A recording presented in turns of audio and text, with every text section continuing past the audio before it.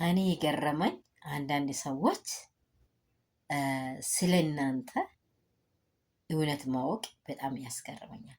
ስለ እናንተ እውነታችሁን ሲያውቁ አንድ ሰው እውነት አለው፣ አንድ ሰው እኮ እንደዚህ መነካት የለበትም፣ እውነታ መረገጥ የለበትም ብሎ ሁለቱም ማዕከል ያደረገ ነገር መናገር በእናት ሆድም በወገንም በዘመዴንም ይብዛልን ይፈጠርልን። እውነት በቃ በጣም ደስ የሚልና አርአያው የሚያምር ውድ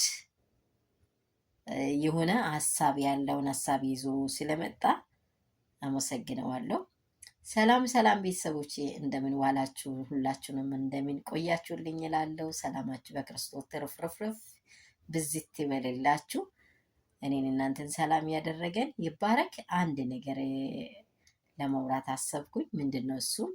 ስለ ኤፍሬም መልካምነት አብርሽን ብቻውን ማግኘት እፈልጋለሁ ብሎ ጠርቶት ሲያወራ እናየዋለን። እኔ ሲያወራ የተገነዘብኩት ምንድን ነው?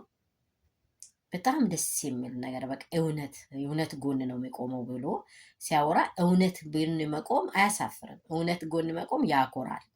በቃ እውነት ጎን ነው። እኔ ለሩታም አልልም፣ እኔ ለሄርሜላም አልልም። ግን እውነት ልጁ 6 ወር ሳይሞላ ቀለበት ማድረግ ፌር አይደለም። በቃ ፌር አይደለም። እኔ ለማንም አይደለም።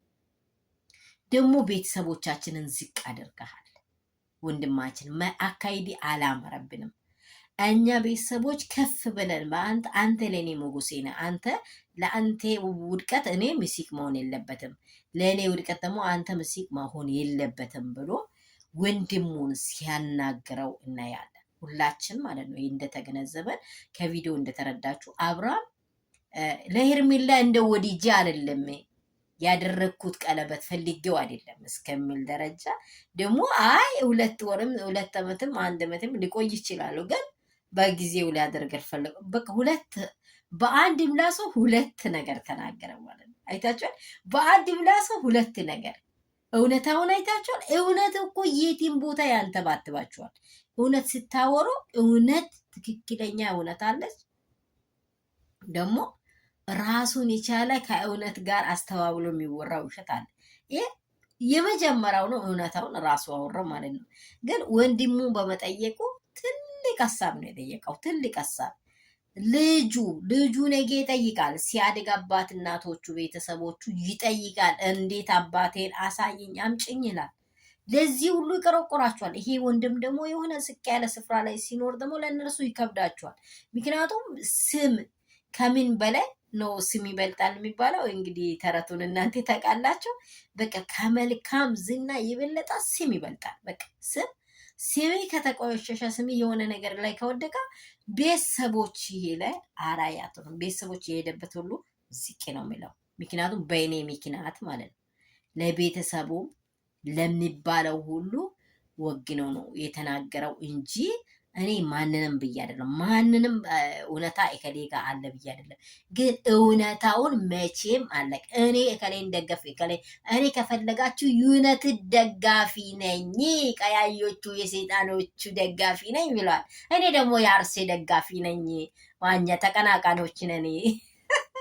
በዚህ መሃል አደንቀሃለው። ግን በጣም ትልቅ ነገር ምንድን ነው ያወራሁ? ከአንተ በጣም ብዙ ነገር ከወንድምነቴ በጣም ጥሩ ነገር ከመጀመሪያም ለእናቴ የሆንከውን ሁሉ ነገሮችን ተምሬያለሁ።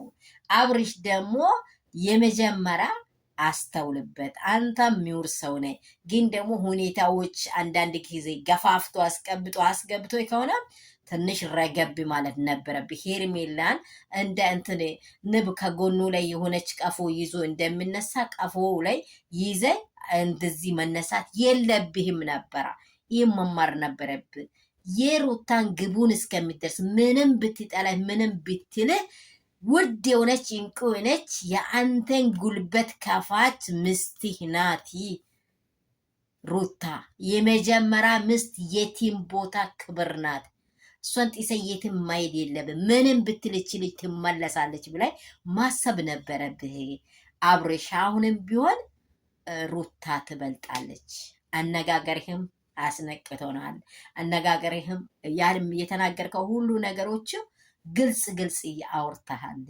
እኛ ለማናችሁም ወግነን ሳይሆን እውነታው ነው። አሁንም ወንድምህ እንደተናገረ እውነታ መቼም አትለቀቅም። ልጅ አለህ ፕሊስ፣ ልጅ አለህ። እቺ ሴት ደግሞ ትልቅ ሴት ናት፣ አትገኝም ነው የሚለው።